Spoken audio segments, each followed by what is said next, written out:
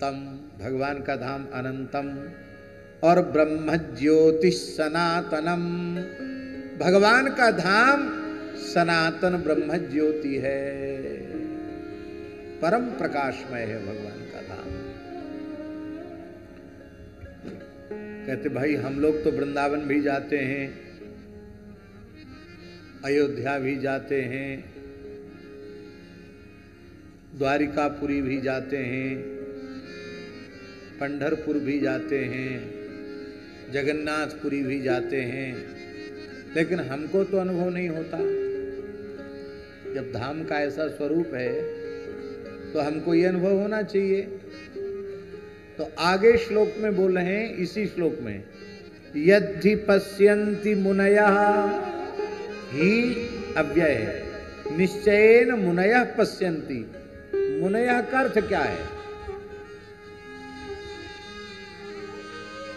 मनु अवबोधने धातु से औणादिक प्रत्यय होकर मुनि शब्द निष्पन्न होता है, जिसका अर्थ होता है जो निरंतर भगवान नाम रूप गुण लीला का मनन चिंतन करता रहता है उसे मुनि कहते हैं। मननशील को मुनि कहते हैं। और मनन करते करते जब गुणातीत अवस्था को प्राप्त हो जाता है, त्रिगुण से ऊपर उठ जाता है, जीवन मुक्त हो जाता है, तब भगवान के दिव्य धाम का अनुभव होता है।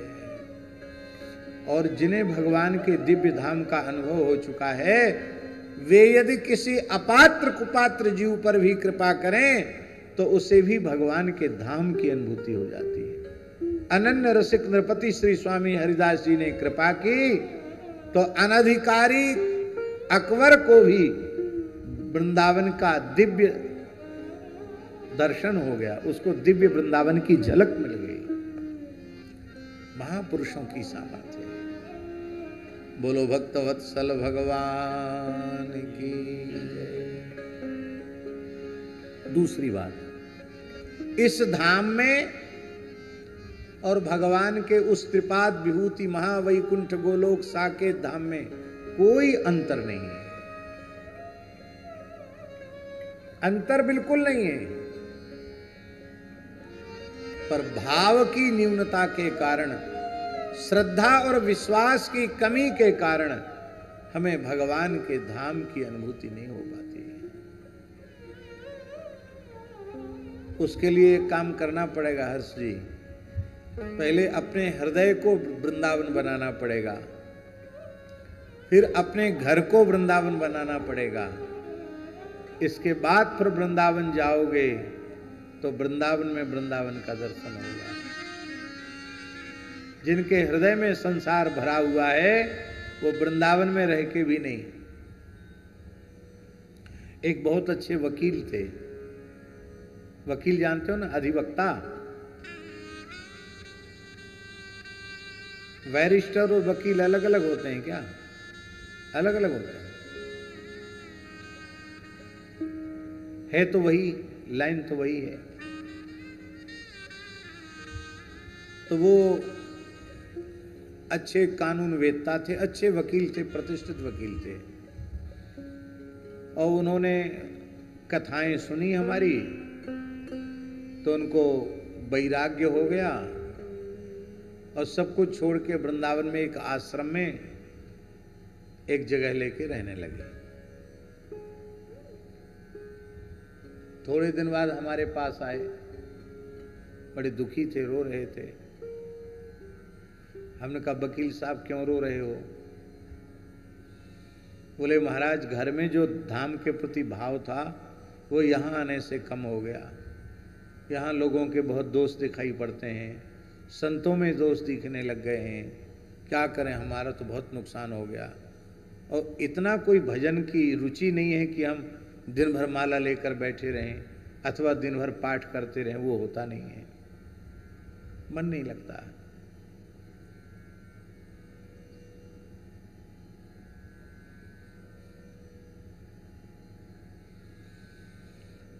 हम सोचते थे कि आप वृंदावन में रहते हैं तो वहीं कथाएं खूब सुनते रहेंगे, आप तो बस आए और गए, आए और गए, कहाँ पता नहीं कहाँ कहाँ घूमते हैं आप। हमारे ऊपर भी आरोप लगा, आरोप तो सही था, कहने को रहते हो वृंदावन में, घूमते तो पता नहीं कहाँ कहाँ घूमते रहते हो। तो यहाँ आने का जो हम लाभ सोचे थे कि आपके नित्य सत्संग का लाभ मिलेगा, वो भी नहीं मिला। मैं बहुत दुखी हूँ। हमने कहा हमारी बात मानेंगे आप? बोले हाँ बिल्कुल मानेंगे। आपकी बात सुन के ही तो वृंदावन आ गए सब, अपना बकाला छोड़ करके। आप जो कहेंगे माने। हम कि आप अपने घर वापस चले जाओ। अरे आप ऐसा कैसे बोलते हो? हाँ बिल्कुल चले जाओ, वही नाम जप करो, भगवत सेवा करो। और अभी वैसी स्थिति आपकी नहीं है, आप कोर्ट भी जाया करो और अपना जो काम धंधा है वो भी करो, लेकिन उसमें थोड़ा सा बदलाव कर दो। पहले आप पेशे के रूप में करते थे,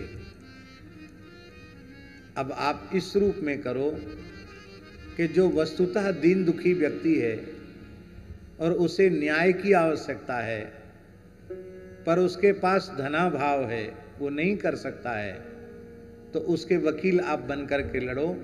अत्यंत न्यूनतम खर्च उससे लो।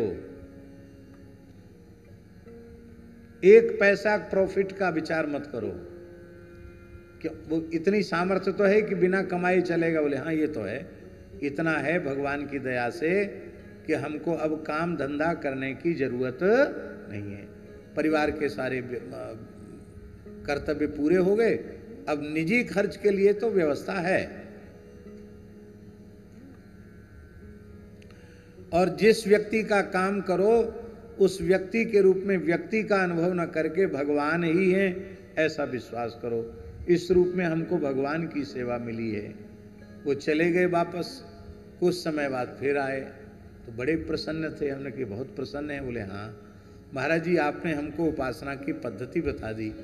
पहले हमको अंग्रेजी में क्या क्लाइंट कहते, क्या कहते हैं, बोले वो दिखाई पड़ते थे। अब जितने भी लोग होते हैं हमको सब भगवान के रूप में दिखाई पड़ते हैं और हम एक निश्चित समय से अपना काम करने जाते हैं, आ जाते हैं। सवेरे भी खूब बढ़िया भजन साधन बन जाता है, शाम को भी भजन साधन बन जाता है। हृदय को वृंदावन बनाओ, हृदय को अयोध्या बनाओ। फिर जहां रहते हो, ध्यान दें, जहां रहते हो उस घर को वृंदावन बनाओ। फिर आप धाम में जाओ, तब आपको धाम के रस का अनुभव। श्री सीताराम।